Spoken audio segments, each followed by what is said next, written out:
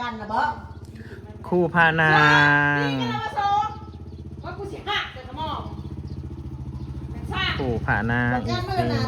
น้าตาดีก็ได้ทีนี่ไปปลามาได้เนาะกัน กับกูเวนคู่กรรมคู่เวนคู่พระคู่นางโอ้ย ใส่เดียวใส่สิน น้องซี สบายดีน้องสิ มึงอย่าหันในประกันมันสิตายปลามันจ่อย เนาะคือแห่งจะจ่อยพระอีซี มันนี่ไปจ่อย ประกันสิแตก สู อ๋อก็มันเห็ดเบี้ยกันได้อีก สูตีกันให้กูเบิ่งอีแน่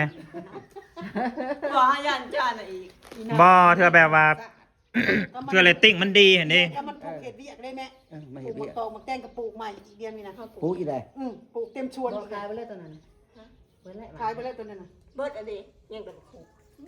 ตัวบ่ได้ขายจักเทื่อบ่ ดกมันถั่วมันแม่ พี่น้องป่องปลายนางคนละเรื่องเดียวกันเลยมันซ้ายคนละม่วนนี่ว่า ขึ้นอีกกัน บ่สิ โอ้ยไม่เท่าบ่เชื่อน่ะเสียโดนชูอยู่ที่กันเดียวกันที่บ้านกูบ่ได้ คือเช้ามึงได้ถึงแล้ว แล้วนั่นยังเขา แบบนี้ FC กับเบิ่ง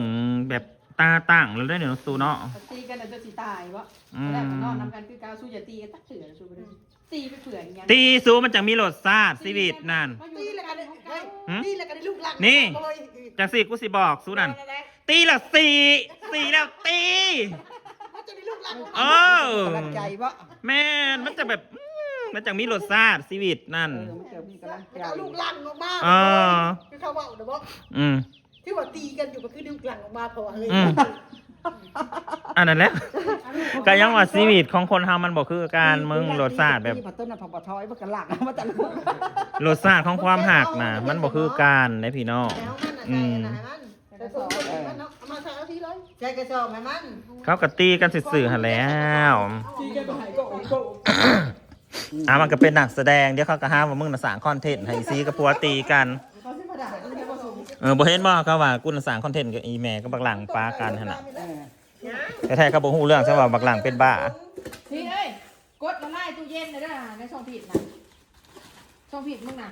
แกงโก้อยู่บ่บริโภคจะ โอ้อยู่นี่แล้ว โอ้ยมัน เพื่อบ้าน เอายังเข่าก็ได้เหรอ สิ เขาเห็นบ่มี ปาร์ตี้บ่อยู่เฮือนมึงน่ะปาร์ตี้บ่ บ่มี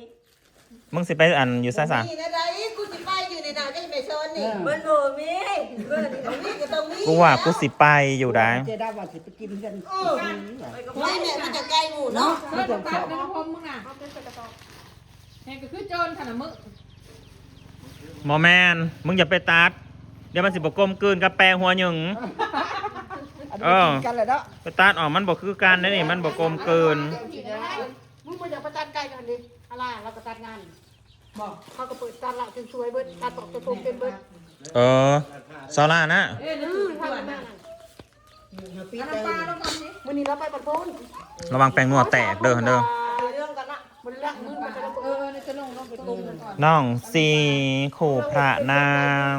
ที่กำลังโด่งดังอยู่ในตอนนี้นะฮะ ตัดเป็น ผมผู้ชายก็ตัดเป็น ตัด คน เป็น เพื่อน ธรรม ตัด ชาติ เรา เป็นเบิดได้ แต่นางอ่อนยังเป็นแม่เจ๊อ่อนน่ะเป็นเบิร์ด สิ เป็นที่อ้อมกระตัดได้ผู้ชายกันนะครับพ่อเอง นั่นไซคือจังหวะถึกผัวตีมันโมแมนดอกอีนี่มึง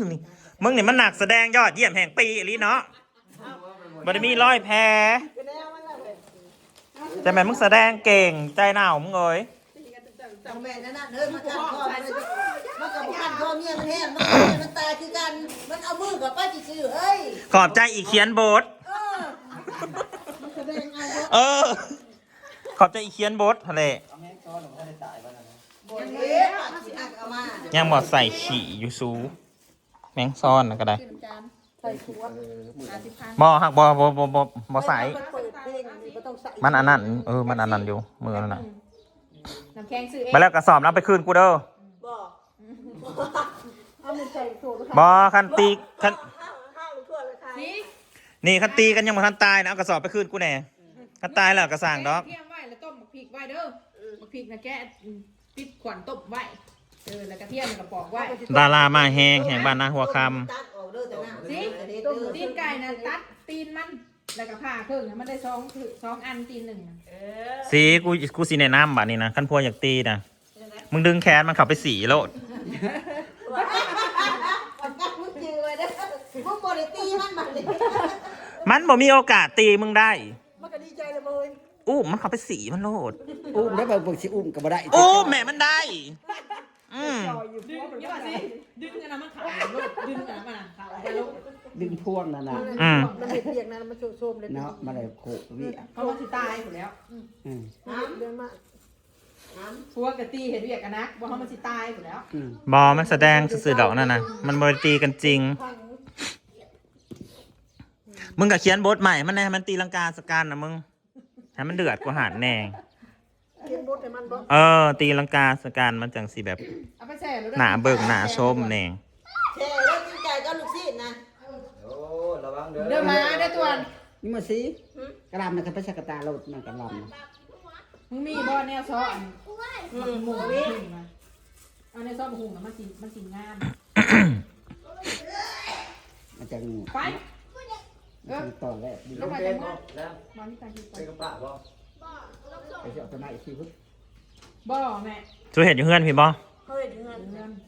แม่แปรไปทำมัน ลูกเห็ดเทียนหน้าว่าจะเอาไปกินมันบ่ บอ เลิกมือบุญ เมื่อวานเนี่ยตีกันแล้วนะไปไซต่อ บ่ต้องพากันไปหาตรงไหน อยู่ในตู้ อื ตี ม กระตีอยู่ตุ่ผมบอกให้ตีอยู่เพื่อนอยู่เพื่อนนะตีอยู่สิ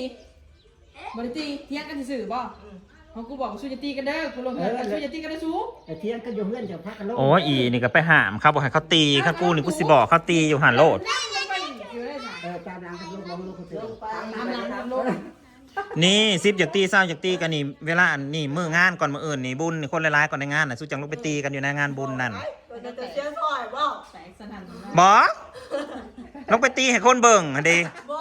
จะเสียซอยบ่ถึงมาตีให้เบิ่ง หืม นี่อาจจะเสียซอยใคร กูบ่เสียซอยได้ หัวไม่ตีกันหัวเสีย สุกตีแต่การสุปซิไปพังข่าวคล้องเขาเห็นอย่าง ไปตีบ้านตีเมืองเนาะ เออ มีแต่กู บอ จะ ล เสีย ซี่ แล้ว ก็ เสีย จะเครื่องพายเขา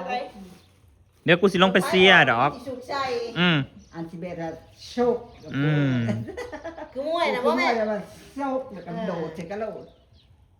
ไปเอาไป มักผิดดิบมึงมีบ่เตรียมกินกับกะปิ วันเขายังมาทันเขา เอาไป หลายเราตามบ่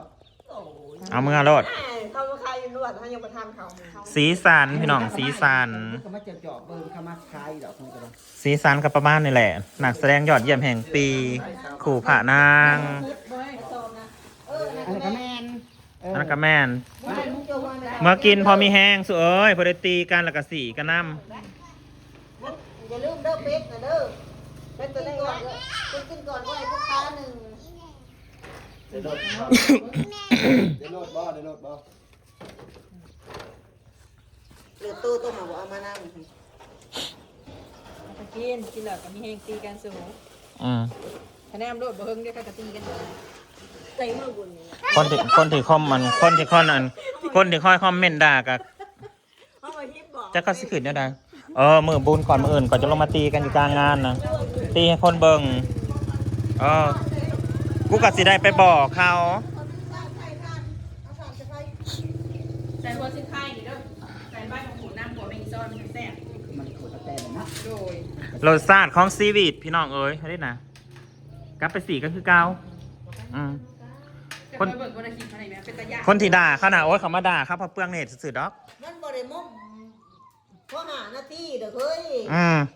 มันเคยเลยเนาะ เขาเคยแล้ว ห้องที่ปลายจันยาเอาน่ะห้าปากกาเขา ทั้งยาทั้งยาทั้งตาย แลนไปเอาผ้ามาถิ่มมันจะไปเอาผ้านี่ก็แปะว่ะเชื่อสันซีนถือผ้า แปรหัวยึงเลยเห็นได้ไหม สุดยาเฮ้ยยาโปรตีนอยู่ นั่งก็ชื่นอยู่ได้แม่ โมเมนต์แปรหัวยึง แม่กับลูก โมเมนต์แปรหัวยึงเป็นคนอันเขียนกำกับบทบทสนาบอ แม่ถ้าแม่ว่าโอ้ก็มันสิกามอยู่หรอกมัน เขา มึงไปยัง ใช่ปะ บ่ให้มึงเฮ็ดแนวนี้จะนี่ต่อไปอีก รอนะเนี่ยเงินเราดูเกินสักวันก่อน พูม มันไปใส่นี่ กับอีซีบริแมนลูกแปรประกันผู้ลูกแปร โอ้ยกายลูกชายไปใส่ ป้าตีมันตายลูกตีมันตายลูกมันวันนี้ จะไม่ถ่ายได้เปิด ตีมันตายโลกกันยากผู้ใหญ่ใจดีคือเก่าแหละสู้ คือว่าเอาคนนี้จะมาจัดศพ ผู้ใหญ่ใจดีได้พร้อมอยู่ รออยู่ สิจ้างงานศพให้มัน คือว่าเด้อบ่เดือดร้อนมาตายน่ะก็เห็นแต่คือคิดเฮ็ด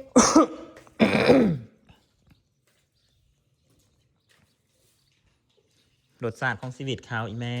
แม่ รสชาติของชีวิตอีแม่นไปแม่นป้ากันกับผัว ปลาปกขาปลาปกติบ่ อืม บ่ได้เฮ็ดกันเลยบ่เดี๋ยวนี้บ่ มัน เนี่ยเขาเมื่อวาน สำหรับคู่อีแม่นี่นะ มันไปดูตัวนั้นแล้วมันเปลี่ยนไปนั่น จะมันไปอาร์ตตอนใดจะไปอาร์ตถือตัวใดอันนี้ก็ได้ อันนี้ก็ไปเล่นของอีแม่ แม่น บ่อยากว้าวเดี๋ยวเมื่อนี่สิพาอีแม่ออกไปเบิ่ง มันเคยแล้วมัน น้ำป่วยเลย บ่ได้น้ำดอกสิไปเบิ่งอาการมันสิเป็นจังได เบิ่งการ มันอยู่หน้าเพราะ หาคุณแม่ว่า พี่นางเอาเมื่อแต่เมื่อวานนี่ บ่เดิมมันอยู่นั่นแม่ใหญ่ในเฮือน บ่ได้ อ๋อ